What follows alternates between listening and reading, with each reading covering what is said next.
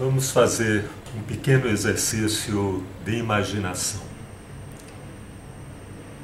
Imaginemos que a língua portuguesa, esta língua que nós falamos, fosse falada em todo o planeta. Imaginem que cada cidadão, cada indivíduo neste mundo falasse assim como nós, em língua portuguesa. Nós poderíamos ler qualquer obra produzida em qualquer país, poderíamos assistir filmes, ouvir músicas, tudo estaria numa língua que é a nossa, a língua que nós falamos e que nós entendemos. Esta gravação aqui poderia ser ouvida mundialmente. Eu postaria no YouTube, mandaria um e-mail, pegaria o celular, ligaria para qualquer lugar, porque hoje nós sabemos que as tecnologias que a humanidade já conquistou, quase todas frutos de um século para cá. Vejam bem isso.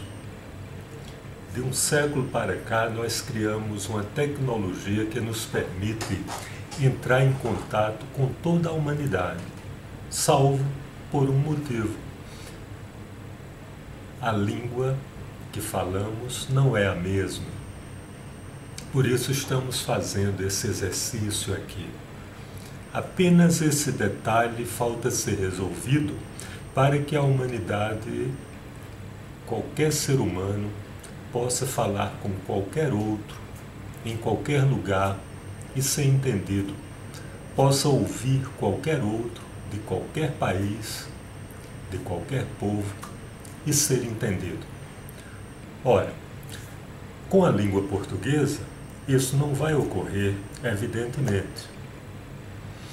Isso não vai ocorrer, aliás, com nenhuma língua nacional, com nenhuma língua étnica, com nenhuma língua de um povo, de um país.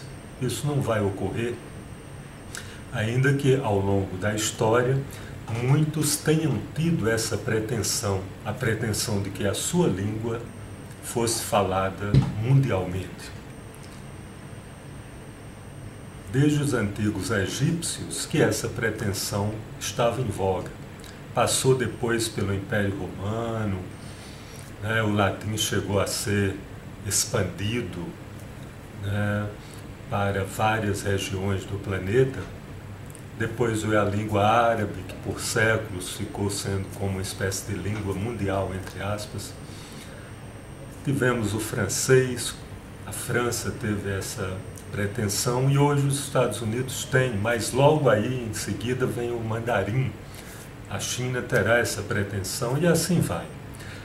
Ou seja, alguns países poderosos, econômica, militarmente, politicamente, etc., sempre tiveram a pretensão de que a sua língua fosse a língua de todos, porque, evidentemente, isso seria uma maravilha para esses povos. Seria uma maravilha para nós, falantes do português, para nós, brasileiros, que a nossa língua fosse a língua da humanidade, a língua de todos. Bom, se isso não será possível com uma língua de um povo, de se tornar língua do planeta, entretanto, nem por isso o problema fica sem solução.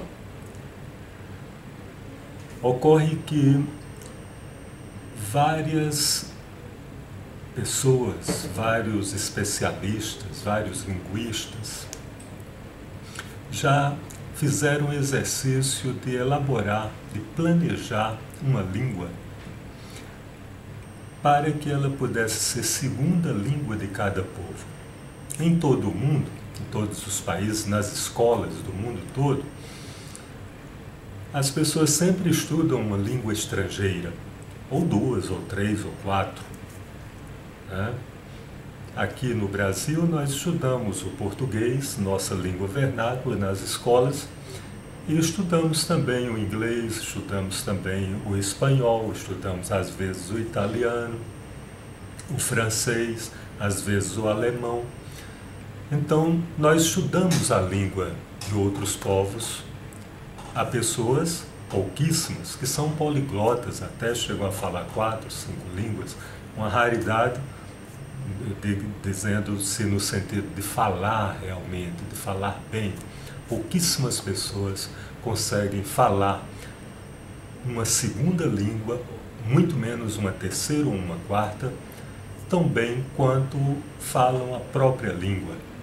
Eu já estudei algumas línguas, mas em nenhuma delas eu chego a falar nem 5%, 10% da desenvoltura que eu tenho falando em língua portuguesa, que é a minha língua. Então, em suma, nas escolas do mundo todo nós estudamos uma segunda, uma terceira língua de um outro país, uma língua estrangeira qualquer. Se nós estamos mais aqui para o Ocidente, com a influência maior dos Estados Unidos e da Inglaterra, a tendência é que essa língua seja mais o inglês. Se nós estamos ali, tipo, na União Soviética, ex-União Soviética, influência maior do russo, os países tendem a estudar russo nas suas escolas. Se nós estamos na China, onde o mandarim, a China tem várias línguas, o mandarim é a mais falada no país. Então, aqueles povos tendem a estudar suas línguas locais e o mandarim, né? Se nós estamos no mundo árabe, a tendência é de se estudar uma língua local e o árabe, e por aí vai. De modo que é um esquema muito pouco inteligente, pensando-se em termos de humanidade. Porque se eu falar bem 3 ou 4 línguas, ou 5, nem assim eu vou conseguir falar com a humanidade toda. Isso não resolve o problema da impossibilidade de eu me comunicar verbalmente com qualquer ser humano. Porque no planeta há em torno de 5.000 línguas. Ninguém vai aprender 5.000 línguas. No máximo 5 línguas. 5.000 é muito. Então, no cenário atual, e é impossível falar com toda a humanidade, como dizíamos no início, e é impossível falarmos com a humanidade estudando línguas estrangeiras, como a escola de todos os países assim o faz. De modo que, se tivéssemos uma língua que fosse estudada por todos, e esta língua não pode ser uma língua de um povo, essa língua teria que ser planejada, teria que ser uma segunda língua para que a humanidade fosse bilíngue. Claro que alguém poderia continuar estudando 10, 20 línguas, quantas quisesse, mas o ser humano, o cidadão, visto do ponto de vista da sua nacionalidade e da internacionalidade, ele teria apenas a obrigação de falar 2 línguas.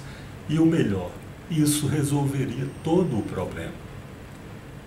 Nós poderemos ler obras de toda a humanidade, ter acesso, em suma, à cultura produzida no mundo todo, falando apenas 2 línguas. Esta é a proposta do Esperanto. Entre 600 projetos de língua internacional já elaborados pela humanidade, apenas o Esperanto, que foi elaborado em 1887 como projeto e que foi testado, utilizado e aperfeiçoado em termos de uso, de produção, de expansão vocabular, etc. O Esperanto foi o único que deu certo, que vigorou e que vem sendo utilizado em cerca de 120 países, claro que por comunidades pequenas. Ao todo, calcula-se em torno de 2 milhões de falantes do Esperanto, Mas tem cursos hoje pela internet, as pessoas aprendem autodidaticamente. O Esperanto cresce continuamente, sendo que cresce com a boa vontade, o entendimento dessas pessoas que são os esperantistas. O Esperanto dará um salto quando os governos seguirem a recomendação da Unesco, porque a Unesco, através de 2 resoluções, passou a recomendar essa língua internacional, o Esperanto, para todos os países membros. Quando os países resolverem fazer esta simples ação de introduzir o Esperanto nas suas escolas, em 1 a 2 décadas, assim como em 1 século nós resolvemos todo o problema tecnológico das comunicações, em 1 ou 2 décadas nós resolveremos o problema total, porque falando 2 línguas nós poderemos falar com todo o planeta, com toda a humanidade.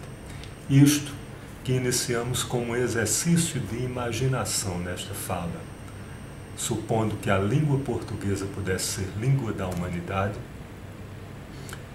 é possível, não com uma língua de um povo, mas é possível com uma segunda língua para a qual todos os povos afluiriam e seria uma língua internacional falada em todo o planeta. Portanto, esta é a ideia que queríamos trazer e levar à reflexão de todos nós.